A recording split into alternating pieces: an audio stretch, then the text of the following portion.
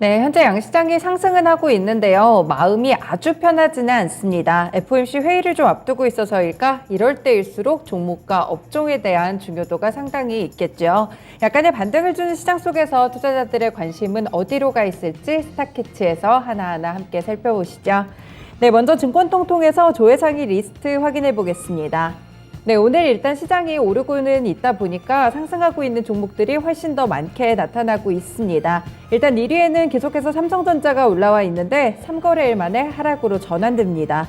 외국인 수급도 5거래일째 매도 랠리를 이어갈 만큼 아직까지 반도체 투심이 뚜렷하게 살아나고 있다고 보기에는 좀 어려운 구간 속이고요. 이렇게 삼성전자가 밀리다 보니까 코스피 지수 자체도 약간은 코스닥보다 부진한 모습으로 오늘 관측되고 있습니다. 3위권에 보시면 코스피 지수 현재 0.5% 정도의 탄력을 가져가고 있다는 점으로 관측되고 있고요. 여기에 외국인 매도세에 한몫하고 있습니다. 네, 2위에는 최근 대형주 가운데 또 관심을 받고 있는 종목이죠. LG 에너지 솔루션인데요. 어제 급락으로 거래를 마친 다음에 조정 이후 다시 한번 반등을 주면서 오늘 상승 탄력 가져가고 있습니다. 계속해서 오르게 되면서 50만 원 선 터치를 할 수 있을지 이 부분이 관심사가 되겠습니다. 네, 다만 이렇게 대형주 배터리셀 쪽을 제외하고는 폐배터리라든지 금양 같은 이런 2차 전지 사업 쪽으로 묶였던 종목들에 대한 차익 실현은 꾸준하게 나오고 있습니다. 4위에 금양 있는데 오늘 3% 정도 하락세로 집계 되면서 시장보다는 약세 흐름 띠고 있네요. 네, 5위를 보시면 양지사입니다. 품절주로 잘 알려져 있죠. 오늘 조회상위에도 있고 관심상위에도 있는 종목인데 상한가 터치 나오고 있고요. 6위에는 한국항공우주, 최근에 계속해서 좀 오르다가 꾸준히 일주일간 좀 조정을 받았던 종목입니다. 조정 이후에 한 번 더 반등을 주는 구간인데 잠시 후 특징주에서 조금 더 보겠습니다. 네, 현대바이오 같은 경우 7위에 계속해서 조회수 높게 나타나고 있는데요. 주가가 좀 많이 꺾여서 그런 것 같아요. 약 4거래일 만에 주가가 거의 40%가량 하락세를 기록을 했었고 최근에 한번 올랐던 부분들을 그대로 돌려놓는 그런 모습의 차트가 좀 형성이 되고 있습니다. 여러 가지 이유들이 있겠지만 중간에 해프닝도 있었고요. 또 최근에 코로나19 종식에 대한 이야기들이 나오다 보니까 현대바이오 같은 경우에는 투심이 크게 개선되지 못하는 모습입니다. 오늘까지도 7%대 약세 흐름 가져갑니다. 네, 오늘 코스닥 지수 코스피보다 강하죠? 1%에 가까운 상승 탄력 가져가고 있고요. 9위에는 카카오, 얼마 전에 신저가를 경신이 나왔었는데 일단 오르더라도 음봉 전환하거나 탄력이 그렇게 좋지는 않은 상황입니다. 금리 인상기 이 시기에 맞물리다 보니까 성장주의 경우에는 그런 부분들이 반영이 되고 있고요. 대화제약 오늘 10위권에 위치하고 있습니다. 네, 이렇게 조회상위 봐드렸고요. 관심상위 리스트로 넘어가 보시죠. 네, 이쪽도 보시면 대체적으로 상승하는 분위기가 가득합니다. 1위에는 태경, BK, 그리고 2위부터 10위까지 이렇게 쭉 있는데 종목들을 쭉 체크를 해보시면요. 일관성이 크지 않습니다. 한쪽의 섹터로 묶이는 것이 아니라 대체적으로 이슈성으로 나오고 있는 종목들이 다수 있다고 보시면 될 것 같은데요. 하나하나 체크를 해보시면 일단 태경, BK 같은 경우에는 2차 전지 쪽에 숨은 수혜주 찾기 이런 종목이다 보시면 되겠습니다. 하락장 속에서도 오늘 신고가 터치가 나오고 있고요. 잠시 후에 좀 특징들 살펴드릴 텐데 오늘 2% 정도 상승 탄력 가져가고 있습니다. 네, 2위에는 화천기계입니다. 경영권 분쟁 키워드로 엮이게 되면서 오늘 거래 제한폭까지 다시 한번 오르는 모습 나타나고 있고요. 자세한 내용들 특징주에서 함께 점검해 보시죠. 네, 양지사 말씀드린 대로 대표적인 품절주인데 유통되는 주식이 많지 않다 보니까 적은 물량으로 인해서도 이렇게 쉽게 상한가에 도달이 가능하고요. 6거래일간 그래서 주가가 폭등하는 랠리를 최근에 펼치고 있습니다. 이런 부분들 보시면서 양지사도 3위에 또 오르고 있다는 점 특징이고요. 4위에는 청담 글로벌이 있는데 중국의 하늘길이 조금 더 확대된다는 소식에 여기에 수혜주로 지목이 되고 있습니다. 청담 글로벌 오늘장 상승 탄력 가져갑니다. 에코플라스틱 같은 경우에는 조정이 나오게 되면서 현재 5위권에 위치하고 있는데 시세가 약 6% 정도 하락세로 나타나고 있고요. 어제 특징주로 소개해드렸던 모트렉스 자율주행 정책과 엮이게 되면서 추가적인 상승 탄력 가져가고 있습니다. 오늘 자율주행 관련 종목들 일제히 괜찮은 오름세를 기록하고 있다는 점도 특징입니다.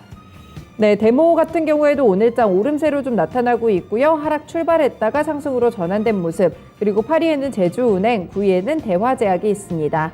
대화제약 같은 경우에는 위암치료제 허가 기대감을 받고 있는데 장중에 좀 상승 탄력이 빠르게 줄어들게 되면서 현재는 1%도 안 되는 구간 속에서 오르고 있다는 점도 특징이고요. 10위에는 대주산업이 올라와 있습니다. 네, 이렇게 조회상위와 관심상위 리스트들 체크해 봤는데요. 특징주로 넘어가 보겠습니다. 첫 번째 종목은 한국항공우주입니다. 방산 종목으로서 주도주 역할을 그동안 톡톡히 해줬던 종목인데요. 신고가 랠리를 펼치면서 정말 많은 투자자들의 관심을 받았던 종목입니다. 수주에 대한 기대감이 있었고요. 실제로 수주 소식이 꾸준하게 들려왔었죠. 폴란드 쪽에서 수출 대박을 터뜨렸는데 일단 어제 또 공시가 이제 나왔던 내용들이 확실하게 공시가 나왔죠. 이 폴란드 군비청과 4조 2,081억 원 규모의 FA50 항공기 공급 사업 실행 계약을 체결했다는 공시였습니다. 지난해 매출액 대비 164.2%에 해당하는 규모고요. 계약 기간은 오는 11월 30일부터 2028년 9월 30일까지입니다. 여기에 이렇게 폴란드 쪽뿐 아니라 중부 유럽의 슬로바키아 국방장관도 전세기를 대절하면서 방한을 해서 한국항공우주산업과 협상하겠다라면서 무기 도입 협상 계획을 구체적으로 공개하기도 했었는데요. 이렇게 추가적인 수주 소식은 언제든 들려올 수가 있습니다. 하지만 이런 부분들이 주가에 많이 반영이 되면서 그동안 신고가 랠리를 펼쳤던 것이고요. 8거래일 만에 이 주가가 다시 한번 조정받았던 부분들을 반등시켜주는 모습입니다. 수급적으로 보시면 기관도 8거래일 만에 매수 들어오고요. 외국인은 최근에 매도와 매수를 좀 반복하고 있는데 매도 포지션이 조금 더 많습니다. 일봉 보시면요. 이 방산 주도주 중 한 종목으로 끊임없이 신고가 랠리까지 이렇게 올라오는 모습이었습니다. 9월 7일에 신고가가 나왔고요. 이때까지는 꾸준하게 상단이 좀 높아지는 흐름이었는데 여기부터 이제 신고가 터치 이후에 그날 당일에 7일에 음봉 전환하면서 3%가량 하락으로 거래를 마쳤습니다.